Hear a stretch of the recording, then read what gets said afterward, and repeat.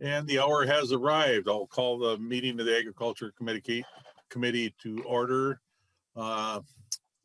This meeting will be held in accordance with House Rule 10.01, which is posted online. Mr. Smith, would you conduct the roll call? Mr. Chair, Sundin is present. Representative Vang. Present. Vang present. Anderson. Anderson here. Anderson present. Burkle. Present. Burkle present. Eklund. Present. Eklund present. Hanson R. Hanson R. Present. Hanson R present. Hanson J. Hanson J. Present. Cleavorn. Cleavorn present. Cleavorn present. Lippert. Lippert present. Lewick. Lewick present. Miller. Present. Nelson. Present. Thompson. Thompson present. There he is. All right, everybody is present. We do have a quorum, Mr. Chair. Okay, thank you, Mr. Smith. The minutes of the last meeting were provided with the meeting material and are posted online. Vice Chair Vang, you've reviewed the minutes, I expect. Can I get a motion? Yes, I move the adoption of the minutes for the meeting of January 25th, 2021. Any questions or corrections on those said minutes? Okay, seeing none, all those in favor signify by saying aye. Aye. Aye. Opposed, nay. Okay, the minutes are adopted. Today, we're going to get an overview of the governor's budget recommendations for ag that were released yesterday, and then start on our walkthrough of ag-related accounts, programs, and budgets. So first up is an overview of the governor's budget recommendations. It might be helpful if members, while you have some time built in for questions this morning, since this is an overview, and we're going to get going into more of the details of the budget in coming meetings, it might be best to hold more detailed questions until we get to the appropriate section of the budget work. So the PowerPoint has been sent to members and was posted. Welcome, Commissioner and Deputy Commissioner Tom Peterson and Andrea Vobble. Mr. Chair, and pleasure to be here today for the Tom Peterson. I'm the director, Commissioner of Agriculture for the Department of Agriculture. Is our Deputy Commissioner Andrea Vobble. I believe we have Commissioner Whitney Place that can answer any questions, as well as Sherry Schroeder, our director of our budget director. Do you have the PowerPoint, Nancy?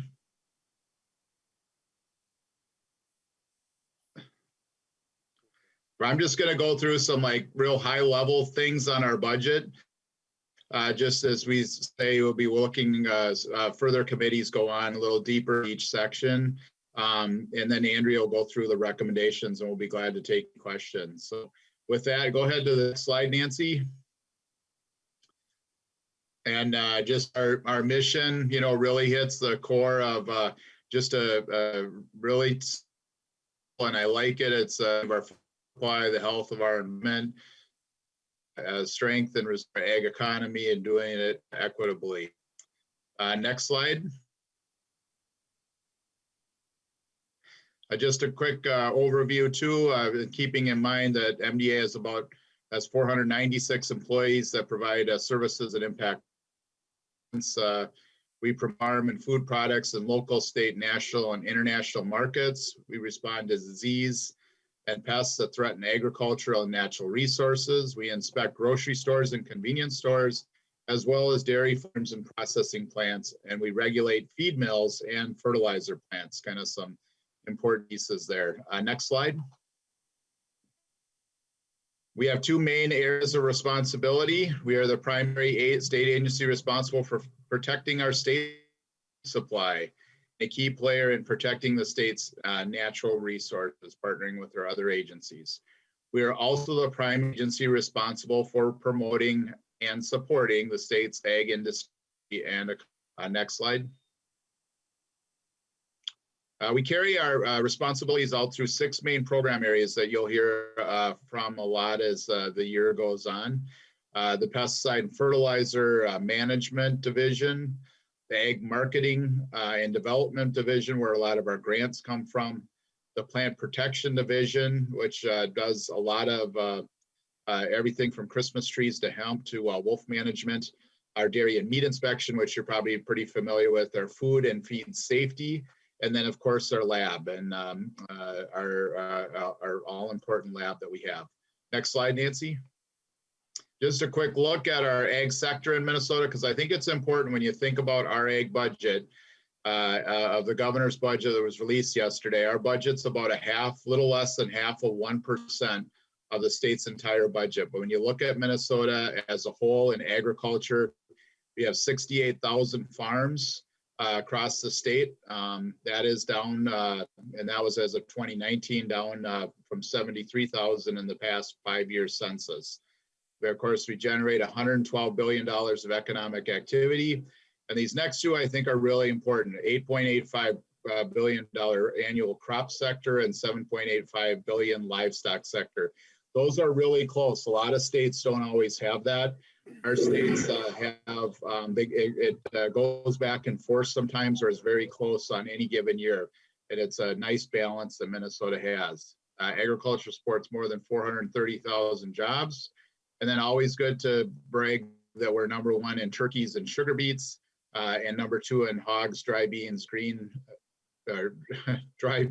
peas, sweet corn, and #3 in soybeans, spring wheat, sunflowers, and oats. Next slide. And so here's a look at our overall base budget that we have. And again, we have the mission there.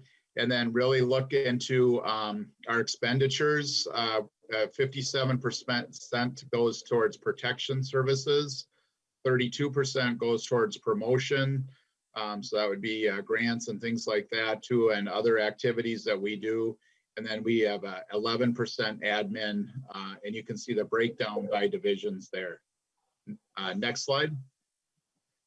And here's kind of a breakdown of how our expenditures go by fund. You can see there that our biggest is our dedicated fund and our special revenue fund, but it's mostly a dedicated fund, and that's based on fees that we collect, whether it's a pesticide fee or fees that our customers pay or taxpayers in the state of Minnesota. Our general fund makes out about 40% of that. Our federal funds are really important to the agency that we partner with the federal government on for about 12%. And then you can see 2 other smaller pieces are remediation and legacy funding. Next slide. So here is our base, general fund base. And you can see the different appropriations that we have. We'll start on the right hand side. You can see many of the things we do, whether it's invasive weeds, plant protection, laboratory services, food general fund, retail food. You can kind of look at all those. Cottage food, I know we're going to talk about that a lot in committee, is there on that side. Our state meat inspection, ag marketing. Those are the appropriations that we had in our base. So that kind of continues. Our base budget is basically the same if from the 2021 budget on things. We did not cut programs that were in the base for that. We're going to add things to it, and we're pleased that the governor's proposing a 3% increase in our overall base for that. We'll go over that in a minute. But there are a few things I want to highlight on this slide. If you go over to the other side, you can see a pass-through claims for wolf and elk depredation. On the left-hand side, again, dairy programs, very important there. Our biggest pot is about 14.5 million or so a year, 14.7 on our AURI program, and that is our pass-through that we do a lot with. And just for newer members of the committee, that AURI program was created years ago. Whether you like ethanol or not, the legislators in the past put at one time $35 million per year, $70 million of biennium into that account to help start our ethanol industry in the state. And they paid that out for a little more than 10 years. But that at one time made up 40% of the department's ag budget. And many people, including myself when I was in my previous job, worked hard to capture those funds to keep them in the base other value-added grants. So a lot of the things we do are livestock investment grants, our value-added grants, the bio-incentive payments, farm to school, a lot of different things come out of that AURI plant, but AURI account. But I think it's important too that also we have flexibility, and we were able to do some things this year in COVID with that. Important piece to helping Minnesota grow our businesses and farms. The ag REIT portion is also another piece that's very important and a big piece that passes through for positions at the University of Minnesota. We're not proposing any cuts to that. Ag societies and county fairs, also a very pet project of mine, is in many county fairs and enjoy going to county fairs as many of you as you do. It's one of the oldest payments that the state has made is to our ag societies. MELC Second Harvest is also another big piece. That's combined both for a milk and protein and our farm to food shelf program and our farm advocate program and mental health assistance. So I just wanted to point out those are still in the base.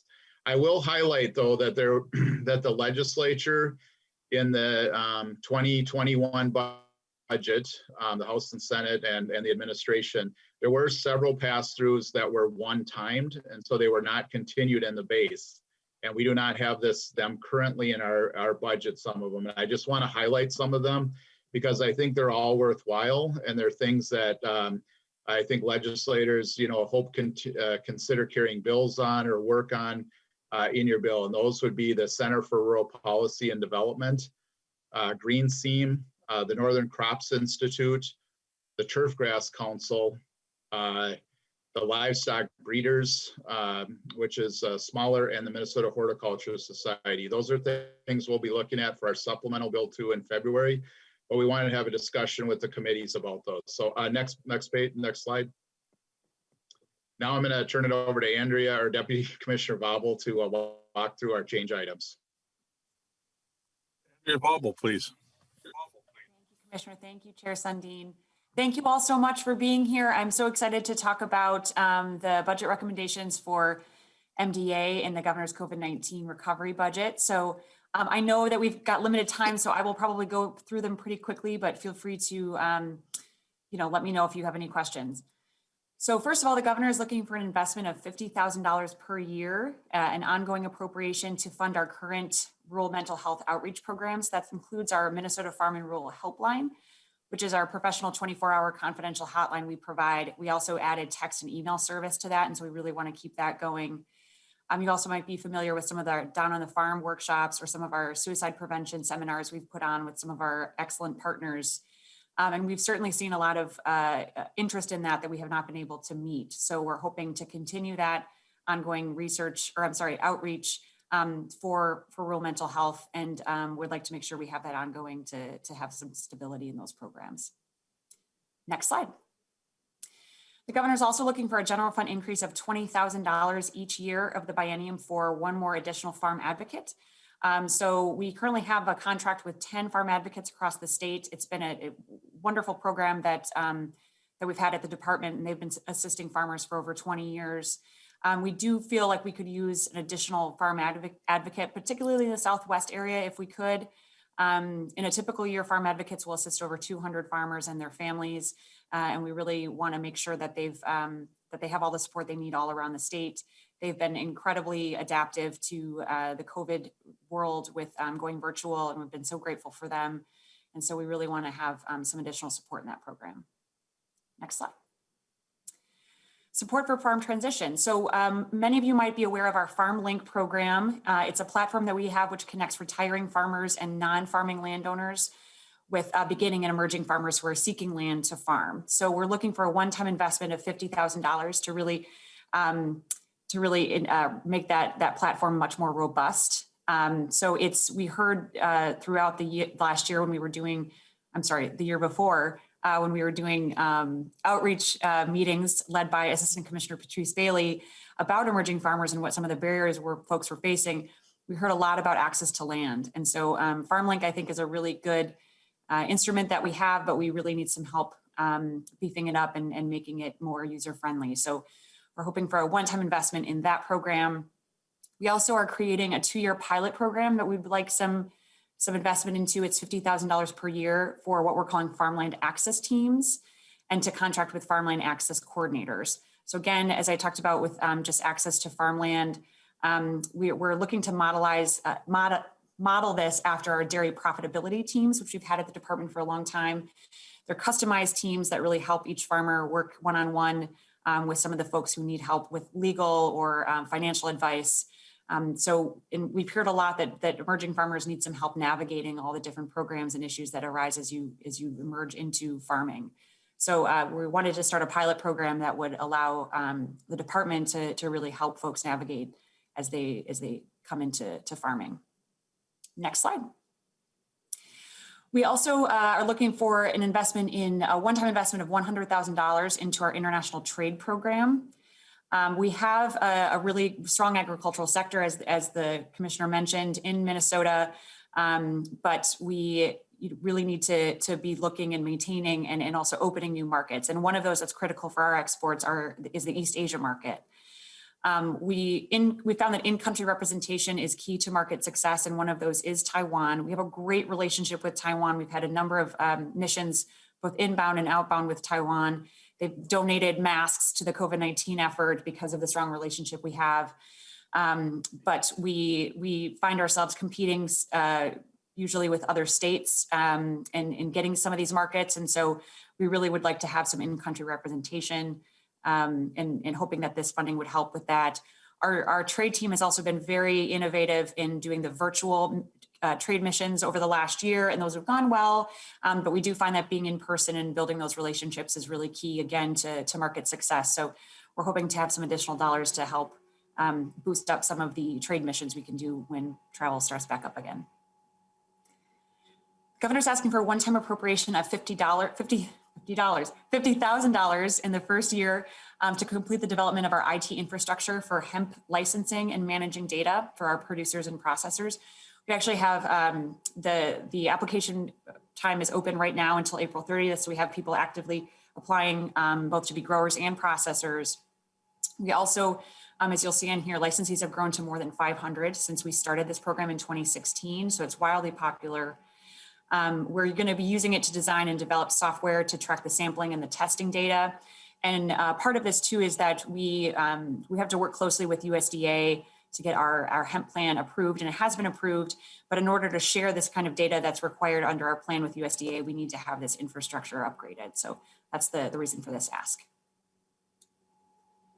The commissioner likes to say this: we like to battle invasive and noxious weeds, and this is another one that is going to run out as of this next biennium. So we were generously given some dollars, $225,000 each year, to fund our noxious weed program, but it does run out starting next year, and so we're asking to put this into the base. It's been wildly successful in our pursuit to battle Palmer amaranth in particular.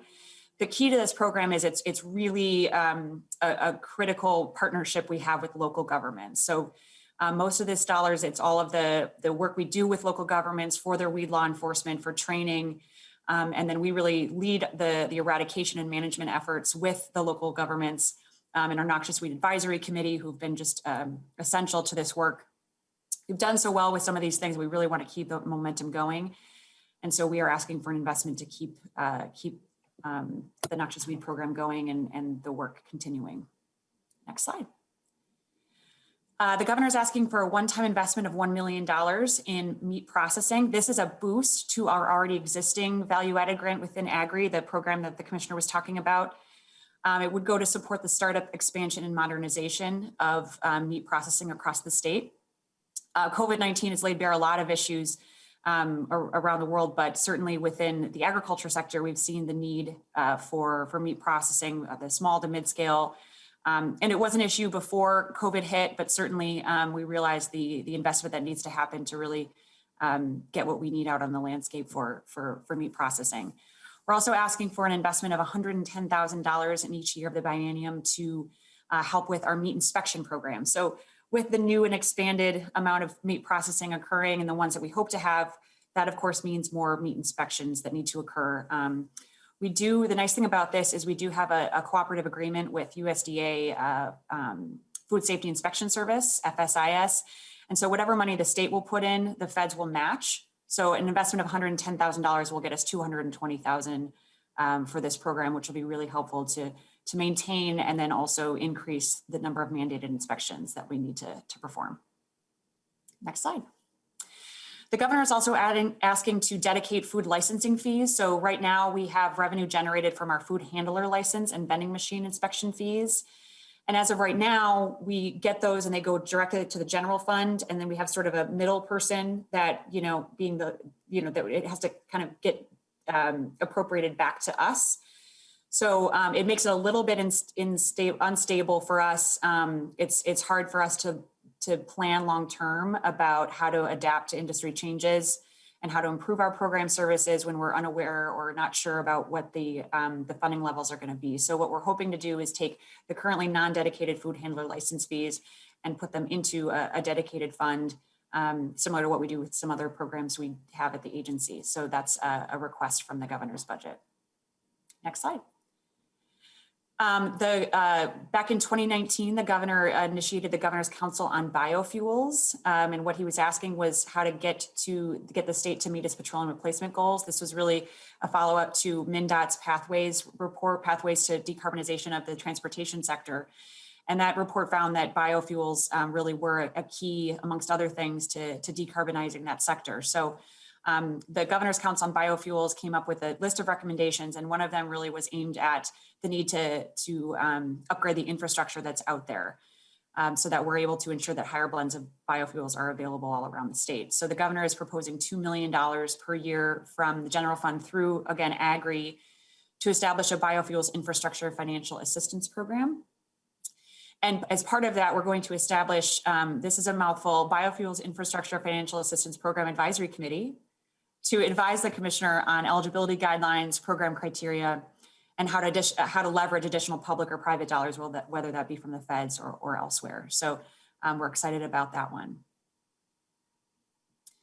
We also are looking to invest in our bioincentive program, which is also housed in our AURI program.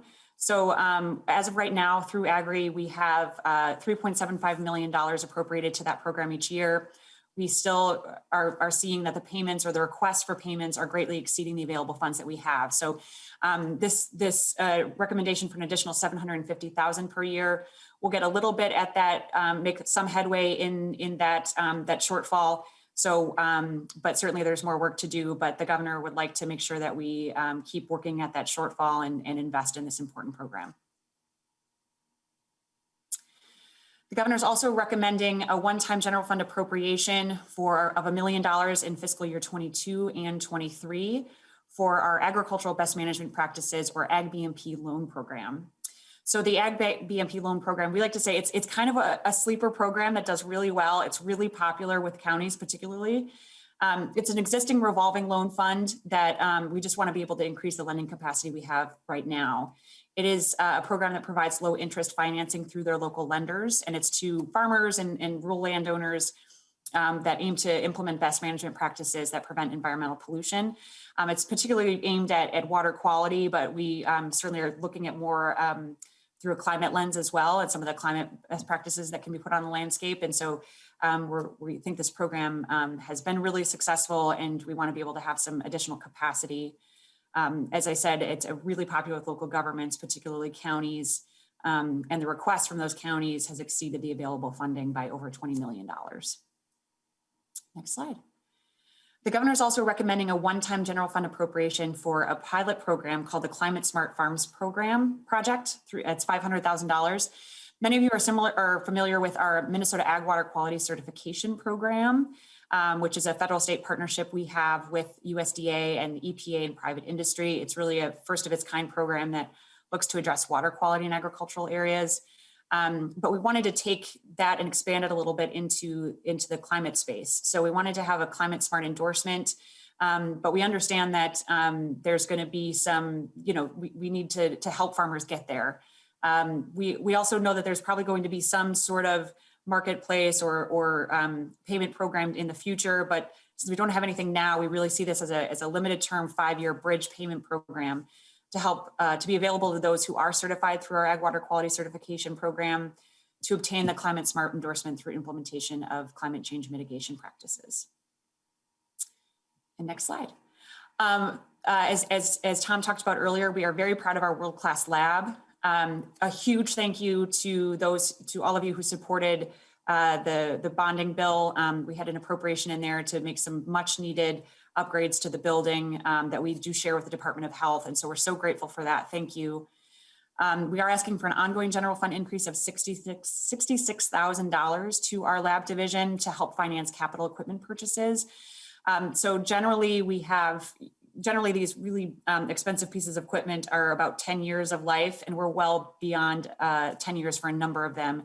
And they're really sensitive, really important equipment we need for things like our microbiology unit, our toxicology and chemistry unit, and our plant analysis unit. So we want to really have those ongoing investments to make sure that we stay on top of those depreciating pieces of equipment. Next slide. The governor is also recommending that we increase the pesticide fee to fund lab and urban programs. So the increase is recommended is that for the pesticide gross sales fee, we would increase the ag pesticides by 0.35% and 0.4% for non-ag pesticides. We think that'll generate about $2.25 million in the ag fund starting in fiscal year 23. Really what we're looking to do is provide a stable source of revenue to replace or add, again, high cost analytical equipment needed for things like water testing. We also really want to get at urban pesticide education and outreach to make sure that pesticides that are being used in urban areas, that folks know how to use them to keep themselves safe and the environment safe as well. This is also a key part is in response to an Office of the Legislative Auditor audit. We had a recommendation that we expand our pesticide monitoring program. And to do that, we will need this increase in the fee. And then finally, our operating adjustments. So the governor is recommending a reduction of $1.33 million to the fiscal year 2021 general fund budget. And an additional funding of $565,000 in 2022 and $974 in each subsequent year after that. The fiscal year 21 savings were generated mostly to the hiring freeze, the salary savings that were provided through the hiring freeze. We also held back monetary performance awards. We of course did no out-of-state travel that reduced the amount of usage of our motor pool fleet, and of course did limited printing of marketing materials, just all due to COVID. We do plan on continuing these efficiencies, some of these efficiencies into 22-23. But we hope that this additional funding will make sure that projects that we have had on delay will not be delayed, that will maintain a stable balance within our fee accounts and make sure that we can still get out and about with our agency visibility and marketing activities. So with that, I'd be happy to answer any questions. Wow, that was quite the presentation. I really appreciate that, Ms. Vobel. We've got a few minutes for some questions from the committee. Are there any? I've got a hand up with Representative Anderson. Thanks, Mr. Chair. Appreciate the report. And Commissioner Vobel, you talked about the $2 million additional funding for E15 build out infrastructure, but I think you also said that money was going to come out of the AGRI account. So was this actually new money, or is it just a dedication of money already in the AGRI account? Commissioner Vobel. Mr. Chair, Representative Anderson, that's a great question. I should have clarified that. This will be in addition to, so it's not the already existing money within AGRI, it's in addition to that. Okay. Representative Lippert.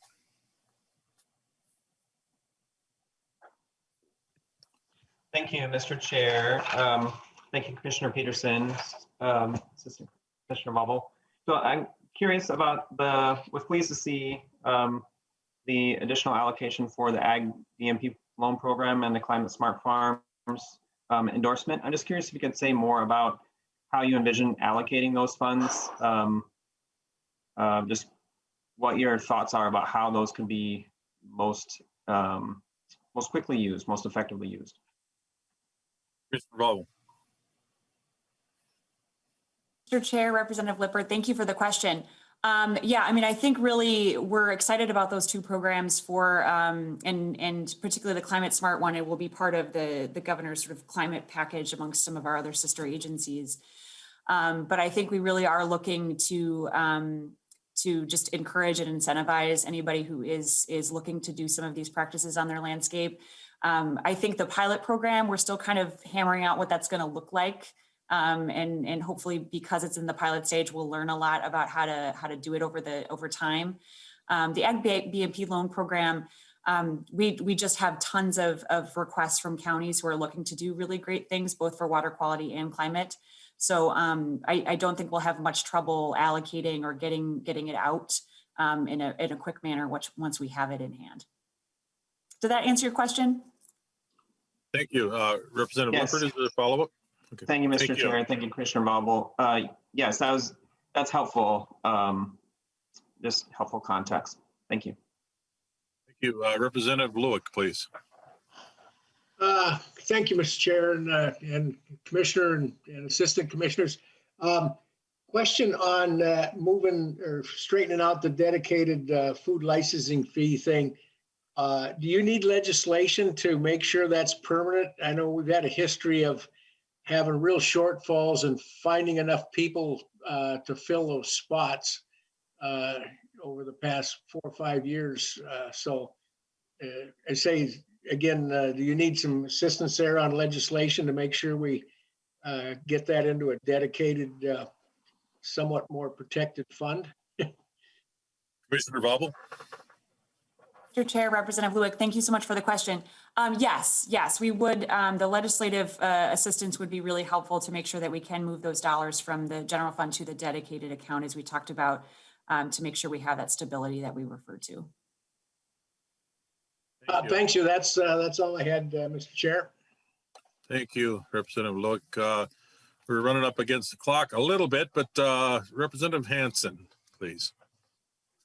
Thank you, Mr. Chair. And, we're supposed to be looking through a lens of racial equity to try to make sure we're reaching all Minnesotans. And where we have invested significant amounts of money in the past, do you have any demographic or socioeconomic information on who has received the money, and how can we direct new money to reach people who traditionally have not been able to receive that money because of systemic racism and institutional structures that do not allow their participation?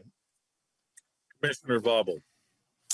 Mr. Chair, Representative Hansen, fantastic question. Thank you. So one of those things is we're in the midst of working with our Emerging Farmers Working Group, and this is certainly something that's come up, and we're actively looking through about, what you measure is what you care about and prioritize. And we don't have good data on how these funds have been spent before, simply because we just haven't collected that information for various reasons, which we're trying to work through. Mostly just because we weren't aware that we could or would be able to. So we're kind of working through that right now. But that is one of the things that we want to be able to measure and work through with our Emerging Farmers Group to really know where these dollars are going and why they aren't getting to where they need to go, and what barriers we need to bring down to ensure that it is getting to folks who normally would not have access to those funds. So it's a good question and one that we have in mind and are actively working on. Any follow-up, Representative Hansen? Hearing none. Representative Cleburne. Thank you, Mr. Chair. My question's pretty simple one. With the dedicated food licensing fees, you didn't say exactly how much money that is that you're asking to be dedicated. Could you just tell me what that dollar amount looks like?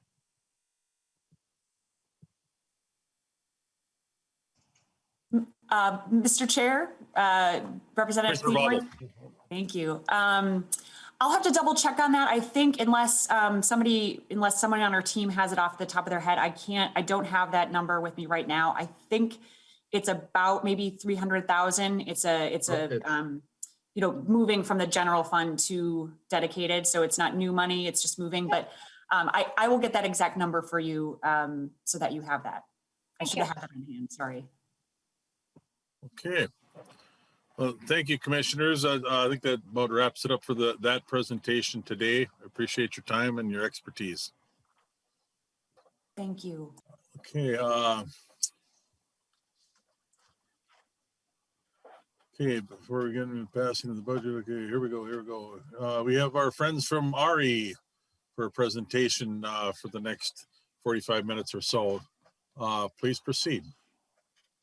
Thank you, Chair Sundin and members. I'm Dan Scogan, Government Relations Director for the Agricultural Utilization Research Institute, or AURI. It's always a pleasure for AURI to come before this committee to talk about the work that we do, how we do it, and who we do it with, because since we were established by the legislature over 30 years ago, we continue to value the close relationship that we have with the House and the Senate and this committee. Today, you'll hear from AURI Executive Director Shannon Schlecht, but also present today will be AURI board member Federico Tripodi. Federico is an investor and an entrepreneur and serves on AURI's board as an at-large member. He will be offering his views on the organization and its contributions to value add and innovations in Minnesota. And to get us started this afternoon, AURI board chairman Ron Obermoller, a soybean farmer from southwestern Minnesota, who represents the commodity group on our board.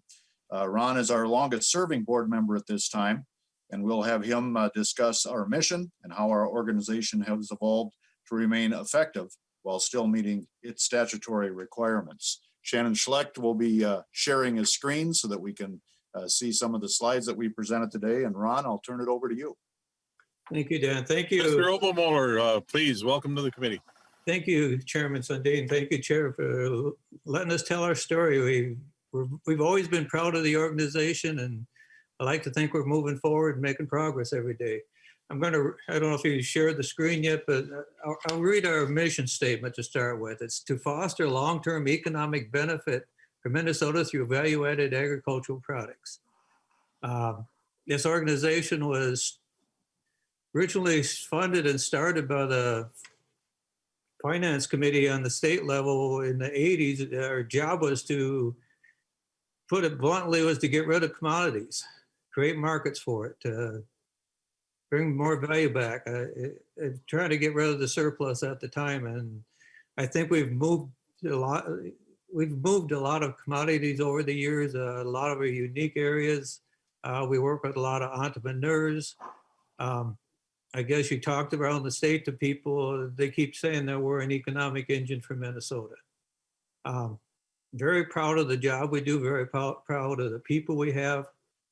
This organization has turned into a family. Everybody works together. I guess I'm very impressed with how we move forward and what we do. We're very conscious of the funds we spend. We try to, how you want to put it, anybody that comes to us, we work with them. We don't go out and pick certain groups. Originally, this organization was set up to do research dollars and be run by farmers. So to a large degree, we've kind of stuck to that.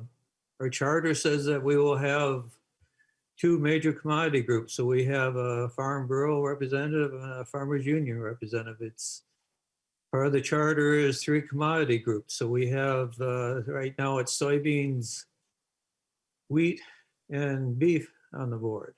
A couple of years ago, we added at-large. So we've got 2 at-large, one from Cargill. John, I should be calling out the names as I go through here. I'll go through the list and do it right, I guess, for you guys. I'm chairman. I've been around like the longest. I guess you call me a survivor. Another year, my term will be done. Jerry Hasnetto is from northern Minnesota. He represents his Farmers Union. Federico Tripoli, he's an entrepreneur. He's probably second year on the board. Ken Asp represents Minnesota Wheat as a council seat. Carolyn Olson is an organic farmer and represents Farm Bureau on the board. John Vohaus is an agribusiness. He represents Cargill. Has work a lot with the hydrogen economy and some of these things with John. Very good. John Schaefer, a lot of you probably have worked with him with the Beef Council. Jeff Grieve is a new board member. We added from the Austin area. He does product marketing and stuff for Hormel in that area.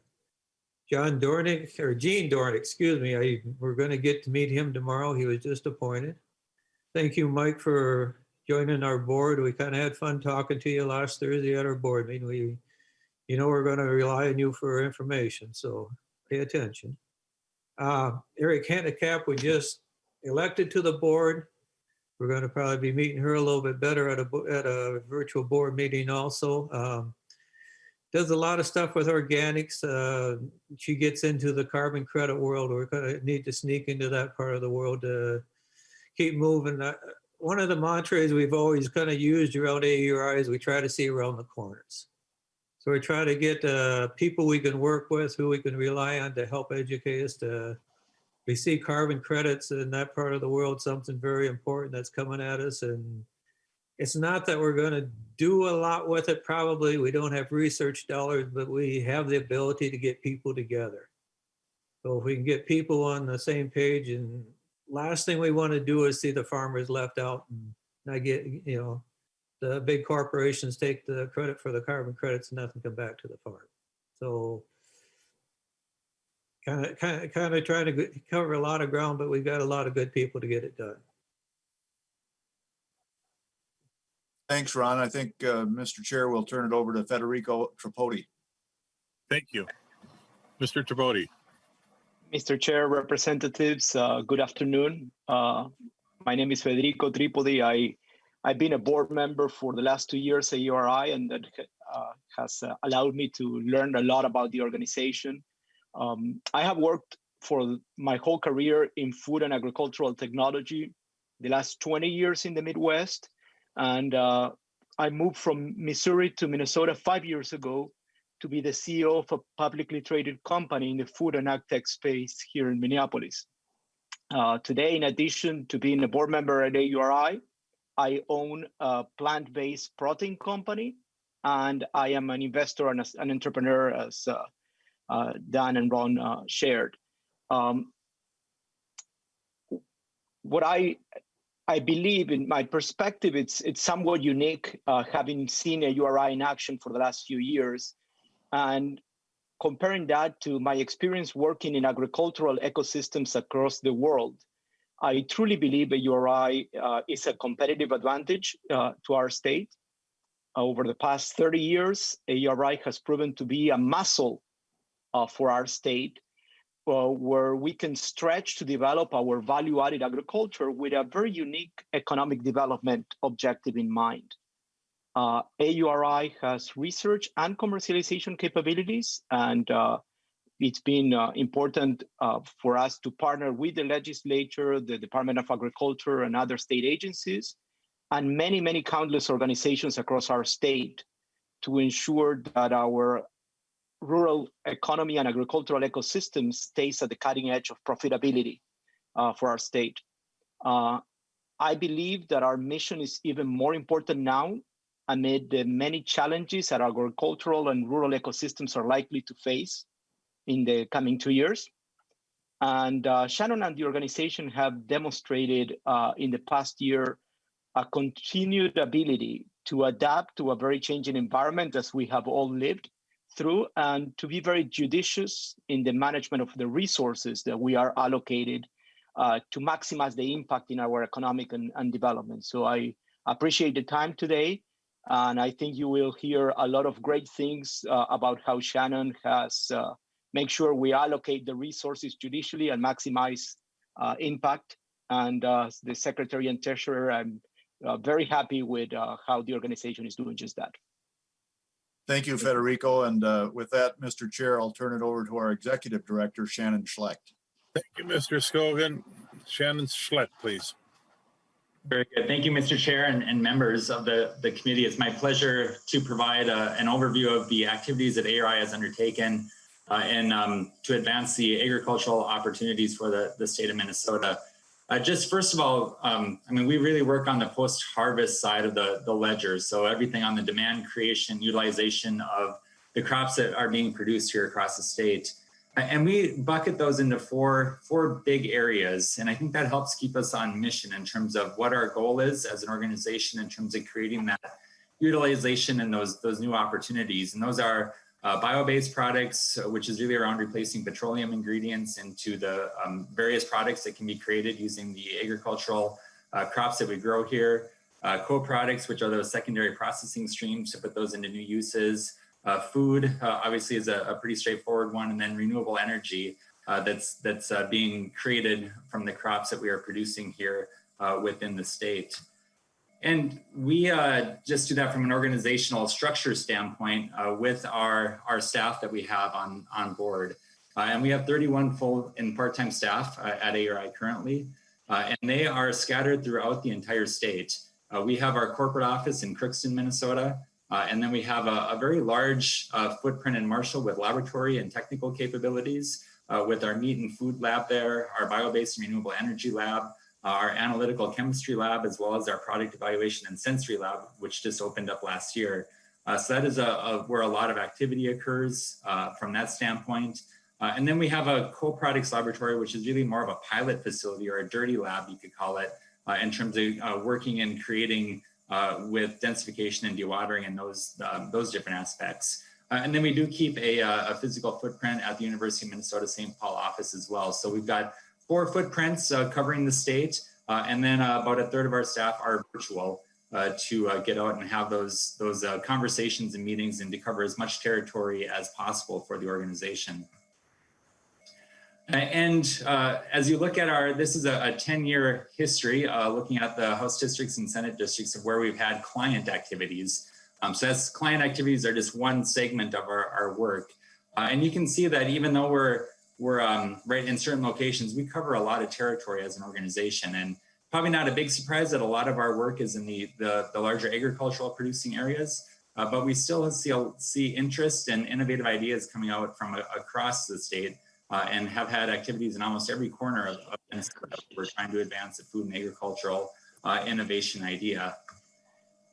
And we do those across our major program areas. And I'll just go through these so you have an understanding of some of the work or how we approach our work as an organization.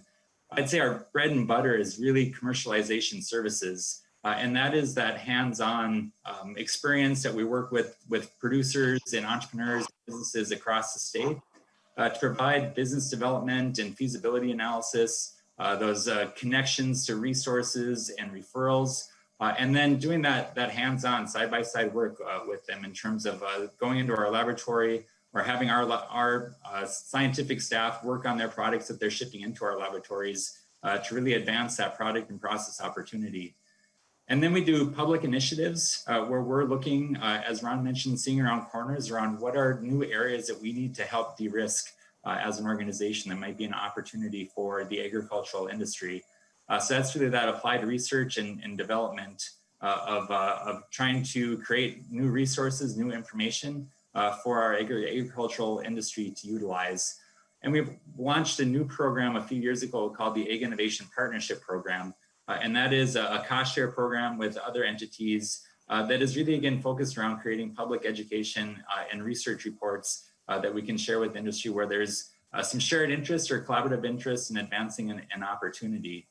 And then we do our industry convenings. I think we all know that there is benefit in pulling together different segments of the ecosystem or the value chain, getting those connections in place to help accelerate ideas. Those have obviously changed during the year. From physical events to virtual events, but a very important part of the work that we do in terms of sharing that information and getting entrepreneurs and producers and others connected to those that might be beneficial to advancing their ideas to the marketplace. And then we do research programs where we are looking for gaps and trying to create products from Minnesota commodities that we think fill some gaps in the marketplace. And that's been a fun new program. We're very innovative looking in terms of what more can we do to create utilization opportunities for our products and then get those out to businesses that can really take advantage of them. And then finally, we have an entrepreneur in residence program, which is, I think, again, a pretty unique offering that AURI can provide to our producers and to our entrepreneurial ecosystem, where often a high hurdle is to have access to lab space and equipment. And we have the ability to open up our laboratories to share that equipment, to get those proof of concept ideas over those first hurdles and get them moved into the commercial marketplace. So with those programs, we definitely keep busy as an organization. You can see here that we opened up 116 projects over the 12-month fiscal year for fiscal year 20. We worked on 183 projects because a lot of our projects don't fit nicely into 1 year. And they sometimes can be longer term. So we have those open that we're constantly trying to move forward as well. But we're also action oriented and trying to move those projects forward. So you can see we closed 97 of them. And then you can see a little bit there in terms of how we split out our hours. And when we say multi-area, which you see in the orange is a large segment, that just means that it covers more than one focus area. And as we look at some of the innovations that come across our plate, they often might touch one or two areas, which in terms of what entrepreneurs and innovators are trying to do, where they don't fit nicely into just one bucket or into four walls. And then we also do our Connects events. And you can see we still managed to do 14 AURI Connects events during the fiscal year. A lot of those in the food space, which has a lot of energy and activity here, but then trying to create those opportunities across our other focus areas as well to continue to advance them. So 610 participants overall, and we continue to get, I'd say, good showing of new participants at our events as well that are getting exposed to these opportunities and to what AURI might be able to provide to them as a resource. And next, I'll just dig into a little bit of what we're doing in each of the focus areas to give you a little bit more flavor of the activity. So in food, we have a really vibrant food ecosystem here within Minnesota. And there's a lot of demand that we're seeing from food entrepreneurs that really want to create a product that they've been thinking about and just don't know how to go about doing it in an efficient manner. So we see a lot of diversity in clients, right? A lot of them that don't have a food science background or that basic understanding. And that's where we can really shine in terms of providing them free educational tools that we create, such as our shelf life guide that we've conducted. It's one of the questions that we often get in terms of how long can my product be on the shelf, a clean label guide, local ingredient sourcing, so trying to connect them to our Minnesota producers, a packaging guide as well, which is essential for being in the commercial marketplace. And then our technical assistants, we have 2 food scientists on staff and a business development director that has a lot of experience in the food industry. And these are the basic asks that we often get from our food entrepreneurs. So nutrition facts labels to be able to sell commercially, product evaluation, product development and process development, and of course, referring them into our agriculture production community as well when they're looking for new ingredients and resources. And then we do convenings here as well. One of our longer term convenings has been an industry thought leader group in the food area. And that just is a great opportunity to connect our legacy companies with our entrepreneurial community and our commodity groups as well in terms of different areas that we can explore and see if there's opportunity to accelerate some opportunities for specific commodities or in specific areas. And just a few examples here, a halal and kosher meat market study that we did in cooperation with the Department of Agriculture and the University of Minnesota, looking at there's some niche opportunities there for meat or the livestock segment to look into. What are some bottlenecks of moving into this market area? Smoothies brand, who was our Egg Innovator of the Year a few years ago, that has really grown their business around sunflowers. And then the amazing chickpea as we look at plant proteins and just what they're doing in terms of not just doing spreads like a peanut butter replacement, but actually incorporating that into new ingredients. And then a group like Hoyo, which is working with the Somali population on tamarind sauce and their sambusas and how we can provide just insight and the technical resources that they need in terms of advancing their business. If we look at co-products, this has been a growing area for us. Really, a lot of companies looking at how do they reduce their waste streams or that they're sending to a landfill. And we just see, again, a lot of interest in improving their sustainability footprints. And this covers a wide range of technical assistance for our team down in Waseca, from dewatering to drying to densification, all those things that make it more economical to transport these products that might be higher in moisture as they're coming out of a processing stream.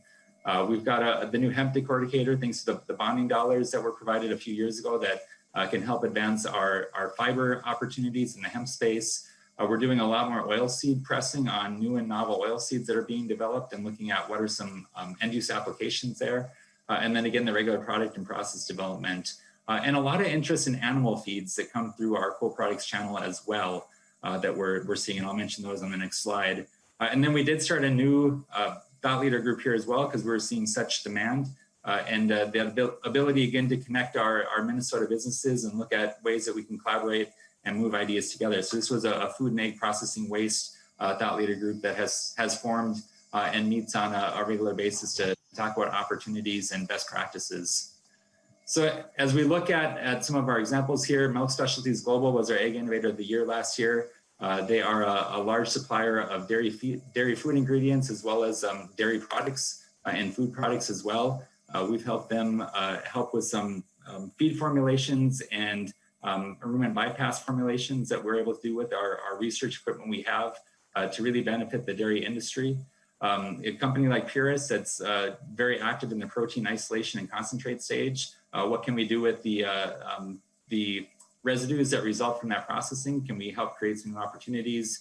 A group like Net Zero that is working on separation of egg waste into higher value opportunities. And then this group here called the Chia of Feed Pets. And this is a pretty unique business out of Rochester, where Fundamental Feeds really looked at what's missing in the equine industry in terms of diet, and can we create a new product for that? And they've had great success, and we worked with them in creating these products that are now going around the nation and around the world using several plant-based ingredients that we can provide. And then as we look at renewable energy, a pretty challenging environment from where we were several years ago. I'm looking at new opportunities. I think ethanol, biodiesel, we can continue to service. Looking at new innovative renewable energy has been a little bit more challenging. That said, we do work on micro projects that look at using egg residues for biomass heating, for example, in different operations. Anaerobic digestion is getting a lot more interest. We're also exploring the hydrogen economy in terms of what is the agricultural industry's opportunity as we look at the hydrogen bioeconomy.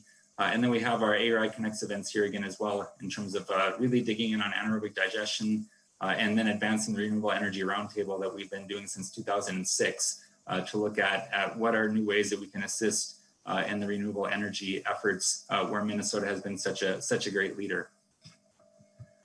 And then as we look at bio-based, this again continues to be a growing area of interest. I think there's just a lot of interest in removing plastic as well as in circular economies.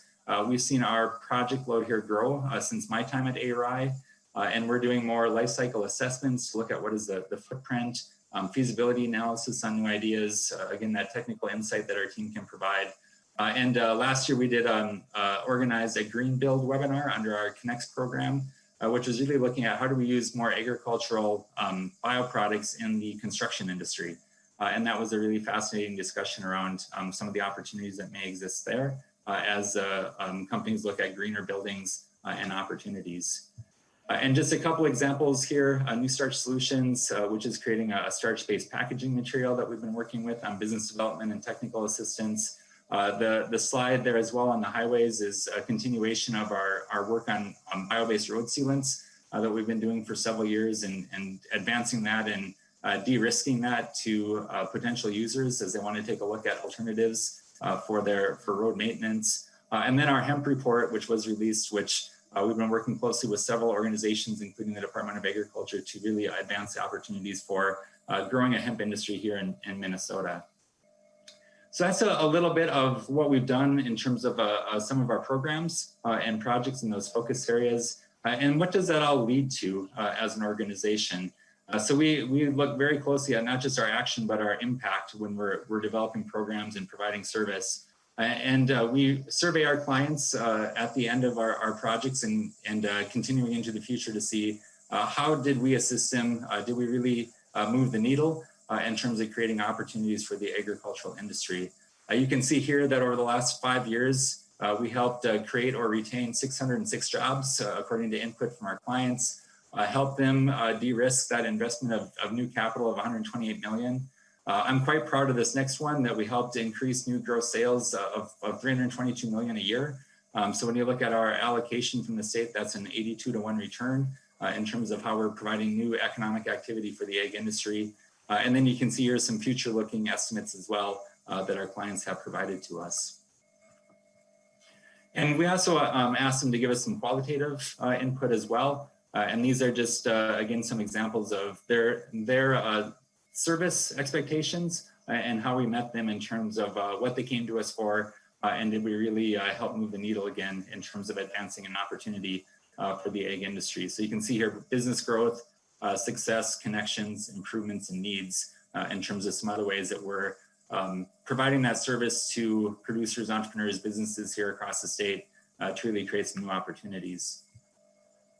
And as we look at what else does AURI do in terms of advancing some opportunities, I really think collaborating and partnerships are such a critical component of what AURI brings to the table, and a little bit harder to quantify, but so important for a healthy ecosystem to advance and to really grow some of these opportunities for the egg industry. So these are just a handful of the collaborations and partnerships that we've had over the past year, where we've worked together with others that had programs that we saw as beneficial, fitting our mission, and really thinking about how can we leverage those partners and again, just create that impact that we're all looking for. So MBOLD is one where we're partnering and leading some activities with several other organizations here across the state to advance missionaries that fit for us. The Egg Innovation Campus, which is the new opportunity up in Crookston that you've undoubtedly heard about, where we're looking at being a synergistic partner and are a founding member of that effort as well. We've done a lot of project activity with the University of Minnesota and with the Department of Agriculture as well to move opportunities forward, assisting on grants with the Minnesota Beef Council, the Wheat Council, and as well as the Soybean Council. And then just providing mentorship and judging opportunities to some of these other activities that are going on throughout the state. And I should mention the Egg Innovation Showcase as well, because that was a great example of creating a relationship, showcasing what was going on here, and talking that organization into moving their 400-person conference from St. Louis to Minnesota because they really liked what they saw here from an ecosystem standpoint. And just the activity and energy that adds to what's already going on here, I thought was a great addition to what we can help in terms of developing new ecosystem opportunities. And then we also look for, what are some timely areas that we can shed some light on. And one of them here was a COVID-19 survey, which just based on our ability to have those connections and networks, and then through collaboration with the Department of Agriculture, Agri-Growth Breeding Team, and the University of Minnesota, we could quickly get a survey out, compile information, reach a wide network and breadth of Minnesota egg and food processors across the state, and really get a good idea in terms of some of the challenges and ideas on programs and activities that we might want to undertake in the near future to really assist the industry to help them overcome some of those short-term challenges that they've been facing. And I think that was a very valuable collaboration and really provided some helpful insight to advance some ideas for future collaboration and opportunities as well. And then I'll just mention that there's no shortage of innovative ideas that we're seeing as an organization. This is a handful of I'd say, requests and questions that we get from businesses and clients and producers around the state around what more can we be doing, or how can you help us in these different areas. Industrial hemp, we can continue to see a lot of interest in I'd say more in the fiber and the bio-based opportunities there. This food and health area is really intriguing in terms of functional foods and the digestibility, and just that linking again of what we eat back to our overall health. And is there more that we can be doing here as a leader in both food and medicine here within the state of Minnesota? Protein is just an active area, both from a livestock and plant protein, as well as a little bit into the alternative protein space. And I've already mentioned several of the other areas that we're digging into.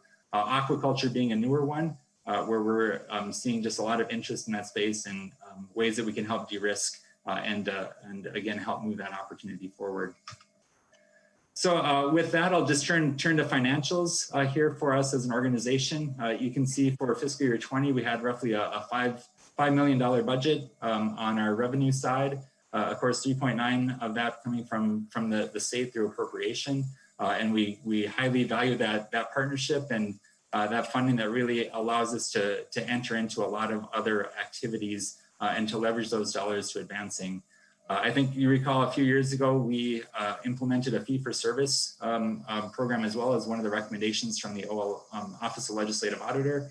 That's been moving forward really well in terms of how we work with clients and where they have some sort of a fee that they're paying as well to access our services. We've been really active going after grants that fit our mission.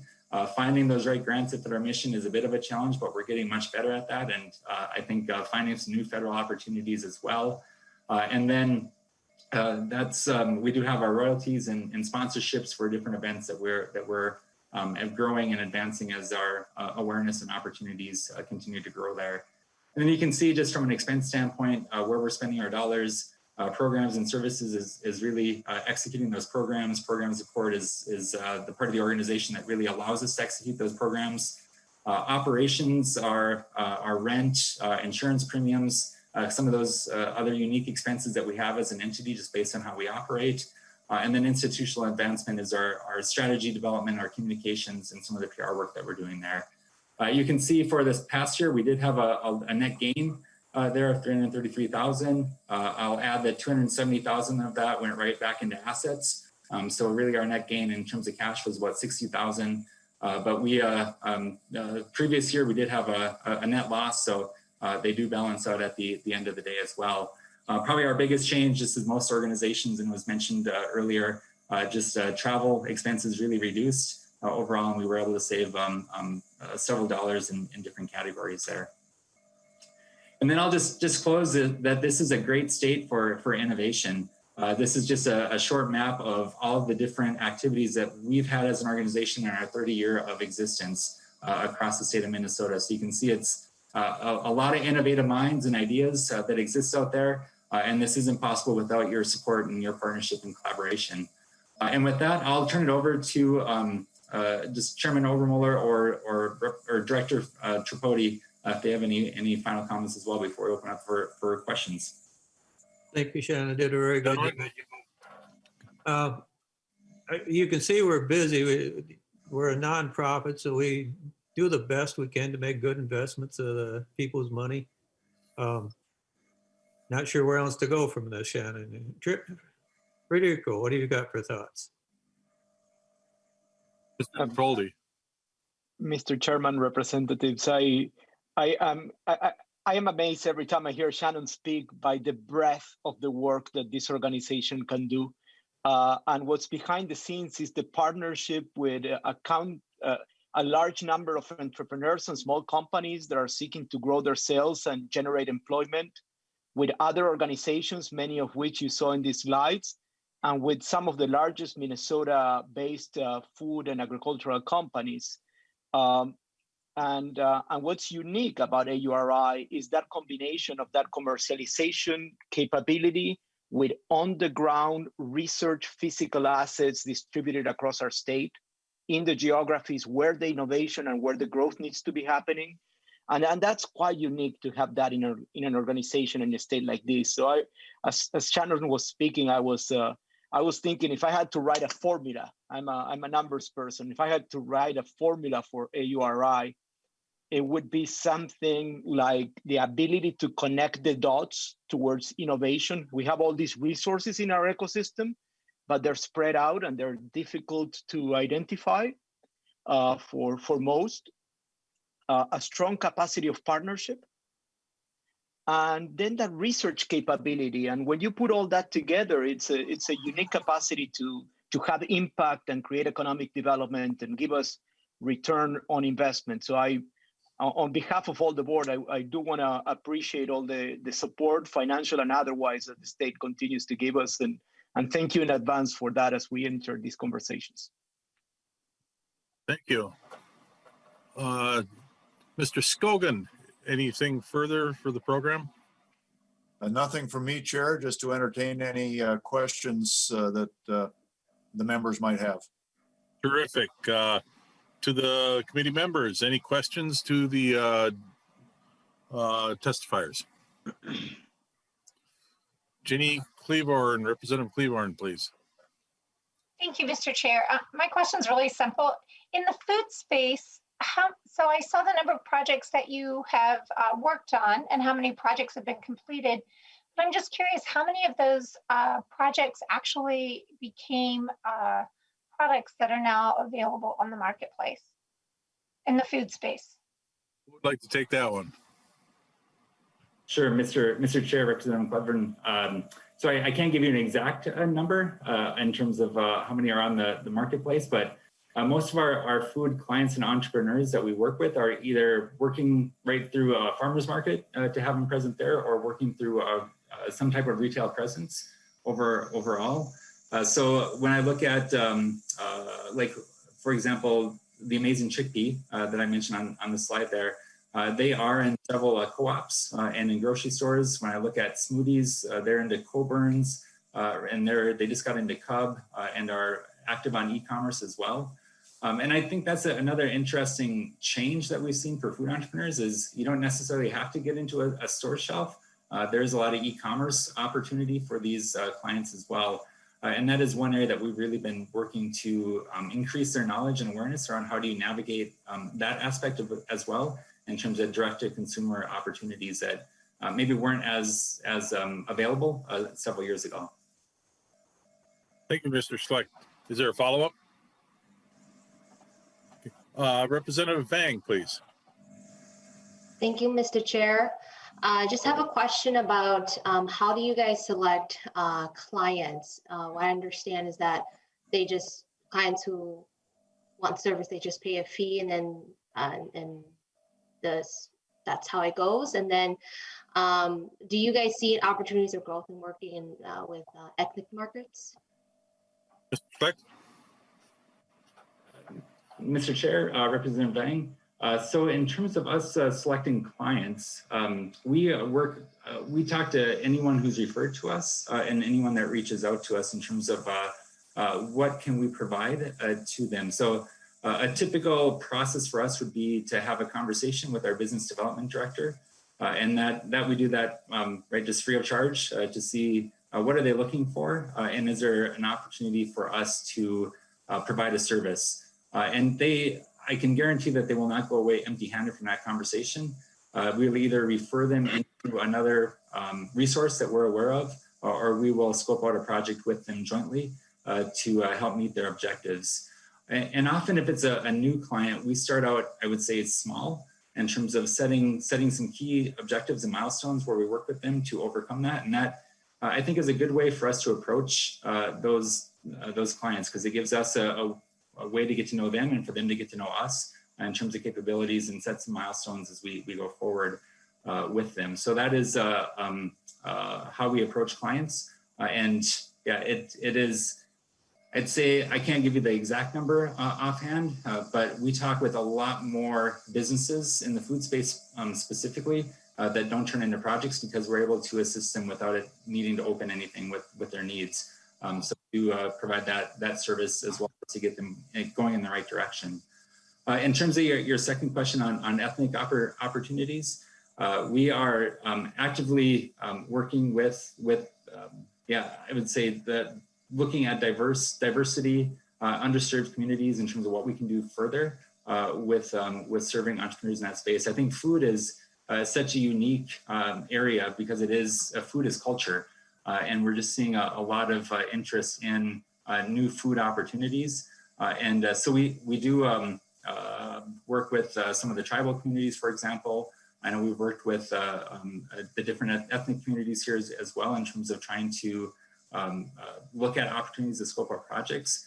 And we're also connecting underserved communities to other resources that we know that have the ability to advance and to move their ideas forward to the commercial marketplace. So it definitely is a greater interest area for us and focus. And that came out of the OLA recommendations as well. that we had from a few years ago in terms of what are we doing more. Before we weren't even tracking those types of numbers, and now we're much more, I'd say, just focused, right, in terms of what can we do to benefit those underserved communities with our services. Thank you, Mr. Schlecht. Is anything further, Representative Vang? I just want to thank you for that. And I look forward for the continued partnership and how we could continue to expand into different markets too as well. Representative Anderson, please. Thanks, Mr. Chair.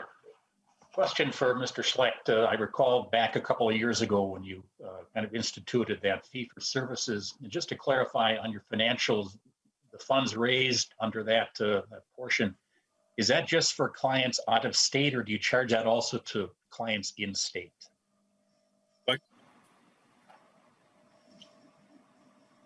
Mr. Chair, Representative Anderson, so we do charge fees to all clients that we serve. The unique aspect is for anyone in Minnesota, we subsidize those rates. So if they are below $250,000 in sales, they only charge 20% of our cost. And it's a minimum of $250 to receive about 15 hours of work overall. So a very low threshold to help get some of those ideas moving forward. Up to $5 million, we charge 33% of our cost. And then over 5 million is a 50-50 split. And anyone that's made the 100 million mark or more, they pay our full cost rate for being a Minnesota business. And then any entity outside of the state of Minnesota, we charge greater than our full cost rate, just to make sure that we're being judicial about not spending taxpayer dollars elsewhere. So they do receive a higher fee rate than what a Minnesota company would be paying for our services. Does that, hope that answers your question? Yeah. Thank you. Thank you very much. Any further questions, comments from the committee? Okay, hearing none. I'd really like to thank all the testifiers today. It's just been a great session, very informative. We'll be unpacking a lot of this information as we go through the year in committee. And next week, we'll be looking at our ag budget and a program review for the Minnesota Department of Agriculture. So thank you, and we'll see you all next week. Thank you, Mr. Chair.